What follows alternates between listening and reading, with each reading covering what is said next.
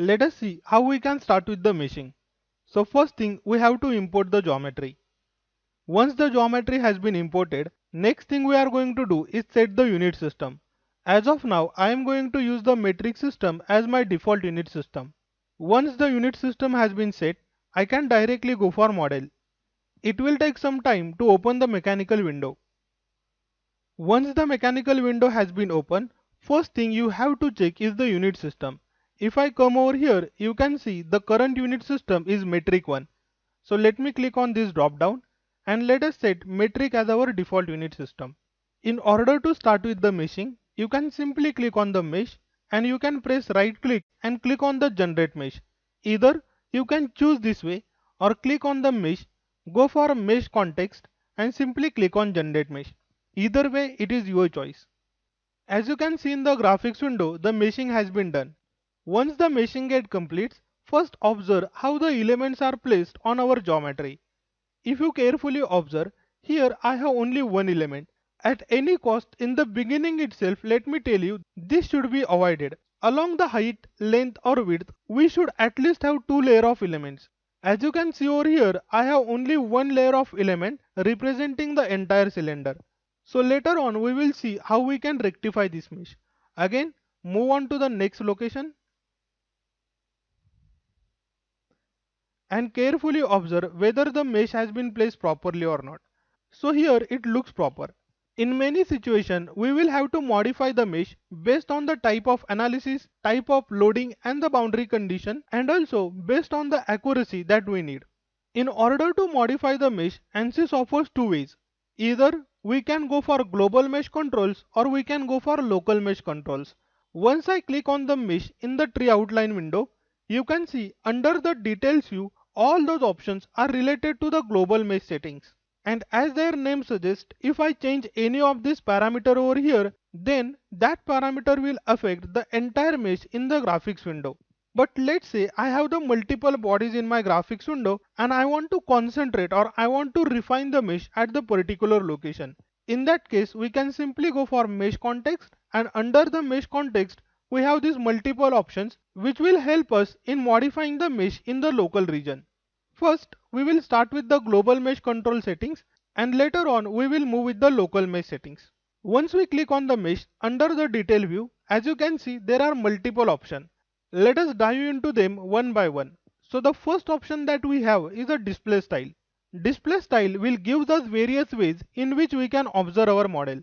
As of now, it has been set it to the geometry setting, but I can change that, let's say, to the element quality. Then the based upon the element quality, the display style will get changed. I can understand over here that many of the people who are watching, they might know about the element quality. In the later sections, we are going to dive into the much detail about the element quality. As of now, just understand this. The element quality is the way of deciding whether the particular element is good or the bad. Just to give the example, let's say while choosing the life partner, we might decide on the various factors such as intelligence, smartness, funny, build, height, financial situation and many more. All these parameters are nothing but the quality parameter, and based on that we will take the decision whether we choose that particular person as a life partner or not. In similar sense, in order to do the particular type of analysis, we need the elements which will produce the good results, and how we can decide them using the element quality. And if I click on the element quality drop down, you will see the various aspects with which I can judge the element. For example, the Jacobian ratio, warping factor, parallel deviation, skewness, all these are the quality parameters. If I click on the skewness, then automatically the display setting will get changed. As of now, we don't require this type of display, so let me again set it back to the geometry settings. Next setting that the global mesh control has to offer is the default.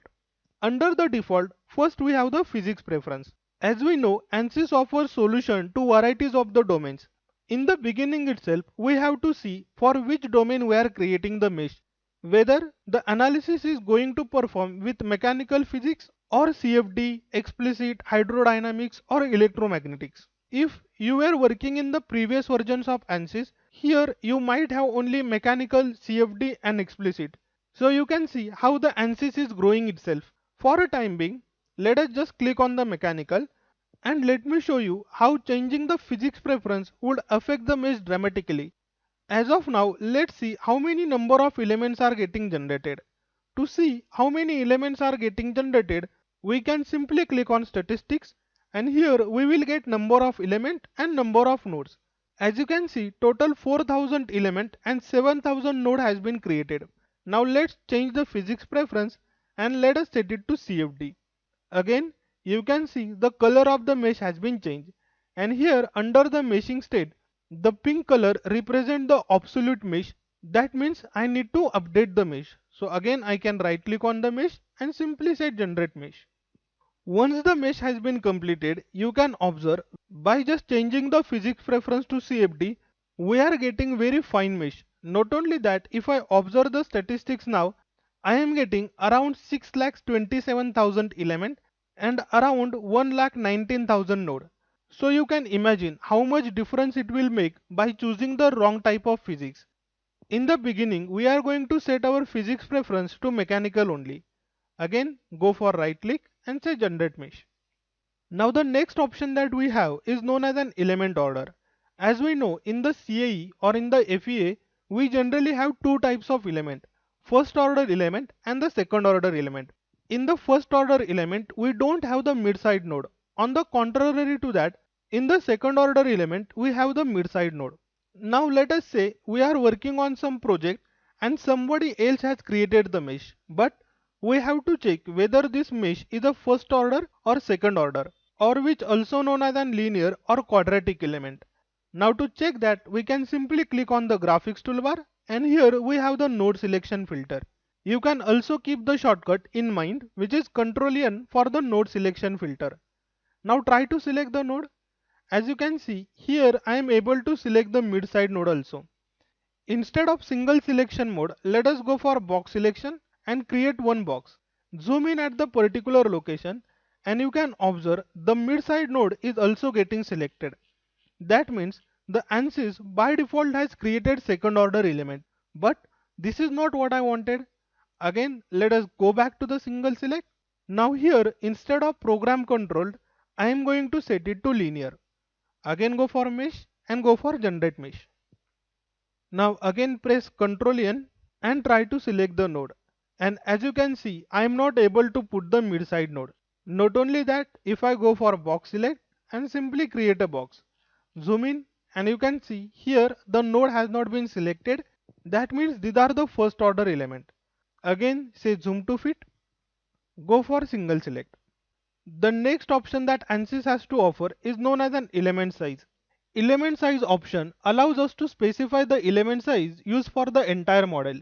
This size will be used for the edges, faces and entire body for the meshing. So far ANSYS has calculated the element size automatically.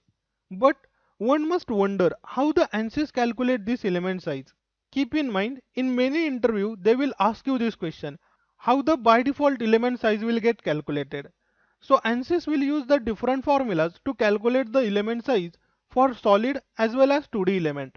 For solid element, the size is calculated as bounding box diagonal multiplied by bounding box factor. Here, the bounding box is nothing but virtual box in which all the parts are placed. And for the 2D element, it will be calculated as average surface area multiplied by surface area factor. Based on what has been selected in the adaptive sizing, the by default values are fixed. In order to change this by default value, we can go for option.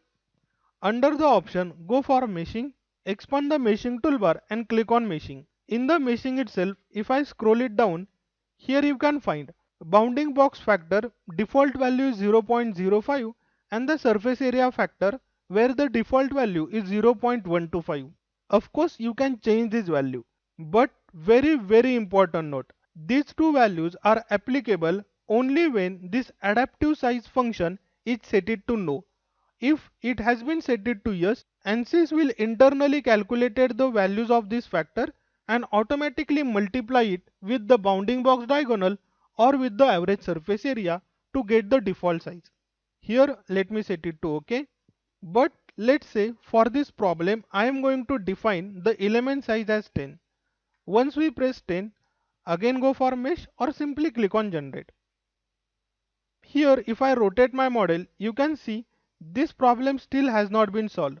So again we can reduce the element size and again go for mesh.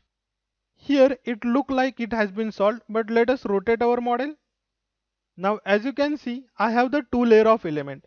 Not only that, if I reduce the element size to 5, now the mesh is looking little bit fine. If I go for statistics, now I am getting 5000 elements. Let us again reduce the size.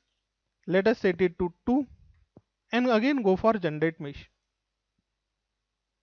If you observe, again I am getting the finer mesh, and again if I go for statistics, now here it is creating the 13,000 element.